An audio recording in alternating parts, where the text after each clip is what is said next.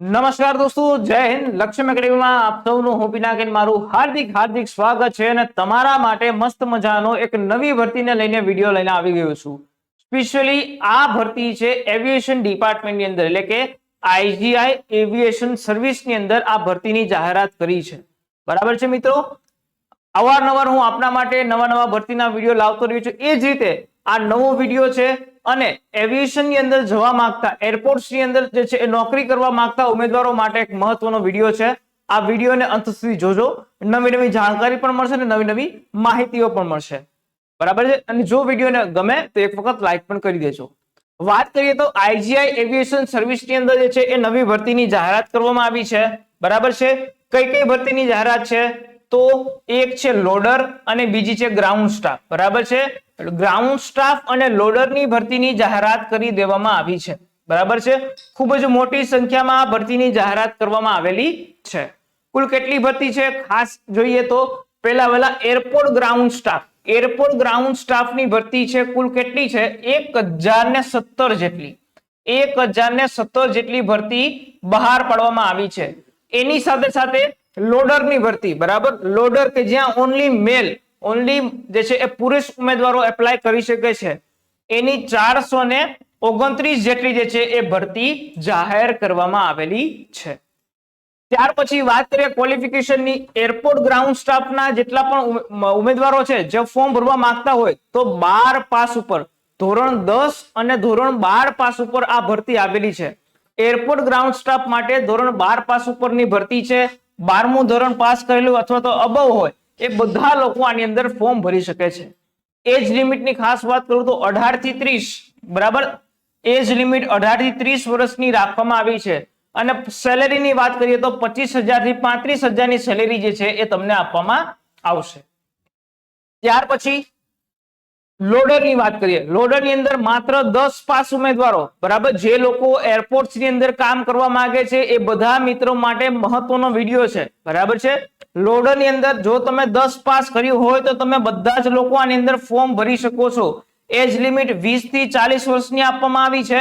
અને પગાર ધોરણની વાત કરીએ તો 15,000 થી 25,000 રૂપિયાનો પગાર તમને અહીંયા આપવામાં આવશે. ત્યાર પછી નેક્સ્ટ વાત કરીએ એલિજિબિલિટીની. બરાબર છે કે જે લોકો ધોરણ 10 અને 12 પાસ, એરપોર્ટ સ્ટાફની અંદર 12 પાસ અને લોડરની અંદર 10 પાસના ઉમેદવારો ફોર્મ ભરી શકે છે.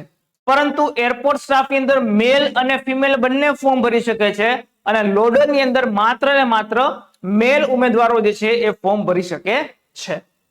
ત્યાર પછી વાત કરીએ તો આ ભરતીની અંદર જો તમારે ફોર્મ ભરવું છે તો તમારે કોઈ પણ જાતનું એવિએશન એરલાઇનનું સર્ટિફિકેટ અથવા તો ડિપ્લોમા કરેલું કોઈ પણ સર્ટિફિકેટની જરૂર નથી. માત્ર 12 પાસ હશો, ધોરણ 10 પાસ હશો તો તમે એલિજિબલ થશો.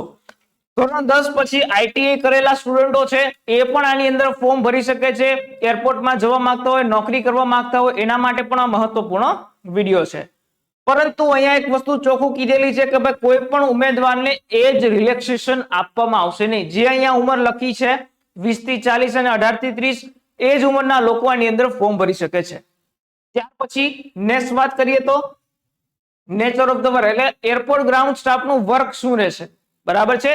એરપોર્ટ ગ્રાઉન્ડ સ્ટાફને ચેક ઇન નું કામ હોય છે, એરલાઇન ટિકિટ રિઝર્વેશન નું કામ હોય, boarding and all terminal function નું કામ હોય, પેસેન્જર એન્ડ એરલાઇન સેટિસ્ફેક્શન નું કામ હોય છે. અલગ પ્રકારના કામ જે છે એરપોર્ટ ગ્રાઉન્ડ સ્ટાફ દ્વારા કરવામાં આવતા હોય છે. એવી જ રીતે લોડરની વાત કરીએ તો લોડરનું કામ શું હોય કે ભાઈ તમારો જે કોઈ પણ જે છે યાત્રીઓ છે એ બધા લોકોનું જે છે એ સામાન છે એ લોડિંગ કરવાનું કામ હોય છે. બરાબર. કાર્ગો લોડિંગ કરવાનું કામ હોય છે. ટ્રોલીઝને જે છે એ લોડ કરવાનું કામ હોય છે. આવા બધા કામો જે છે એ લોડરની અંદર કરવામાં આવતા હોય છે. ત્યાર પછી નેક્સ્ટ વાત કરીએ તો આની અંદર કઈ રીતની પરીક્ષા હશે, શું હશે એની ચર્ચા કરીએ તો અહીંયા તમારી એક રિટન ટેસ્ટ લેવામાં આવશે. એ ટેસ્ટ જે છે 100 માર્કની રહેશે. કોના માટે? તો એરપોર્ટ ગ્રાઉન્ડ સ્ટાફ માટે. બરાબર છે કે જેમાં 25 માર્કનું જનરલ અવેરનેસ, 25 માર્કનું રીઝનિંગ, 25 માર્કનું ઇંગ્લિશ અને એવિએશન નોલેજના 25 માર્ક. આમ 100 માર્કનું પેપર રહેશે અને 90 મિનિટનો સમયગાળો તમને આપવામાં આવશે. બરાબર છે. અને 25 માર્ક દરેક સબ્જેક્ટને આપવામાં આવેલા છે. પરંતુ અહીંયા લોડર છે, બરાબર, જે લોકો લોડરમાં ફોર્મ ભરે છે એ લોકો માટે આ ઇંગ્લિશ સબ્જેક્ટ એમાં હશે નહીં. અહીંયા ચોખ્ખું કીધેલું છે કે written examination syllabus will be the same both position. However, English language section will not be included in the examination for the loader profile. જે લોડર ની અંદર ફોર્મ ભરે છે એ લોકોને આ પેપર ની અંદર ઇંગ્લિશ નો સેક્શન હશે નહીં, માત્ર 25-25-25 એમ જે છે એ રીતનું પેપર રહેશે. ત્યાર પછી વાત કરીએ તો એક્ઝામિનેશન ડિટેલ ની વાત કરીએ.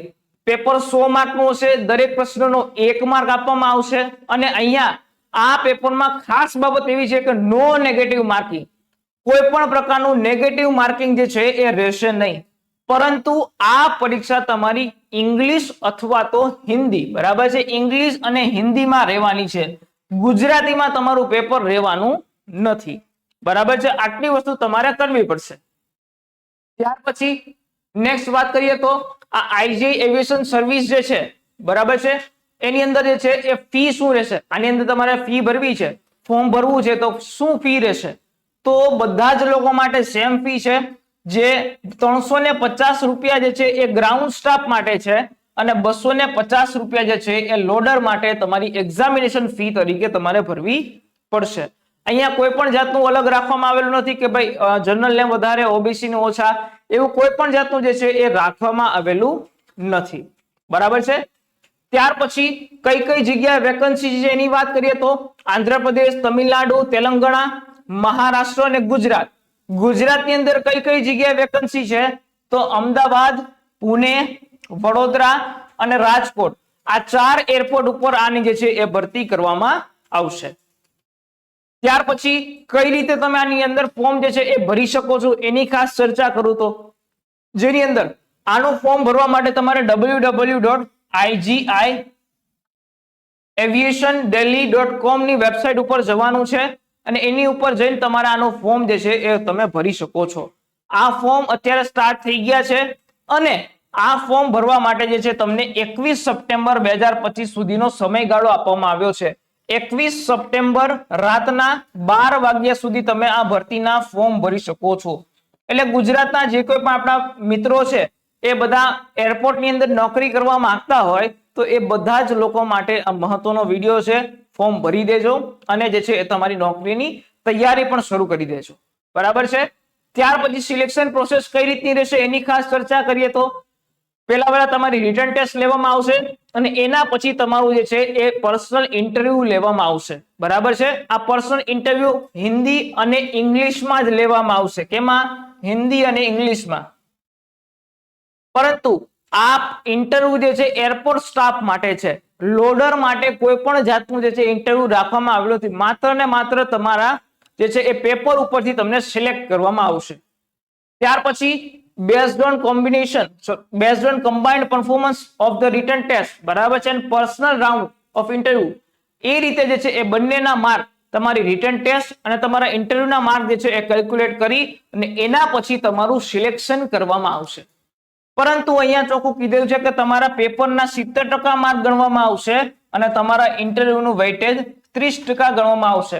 આ રીતે ગણી અને તમને જે છે એ સિલેક્શન કરવામાં આવશે, બરાબર છે.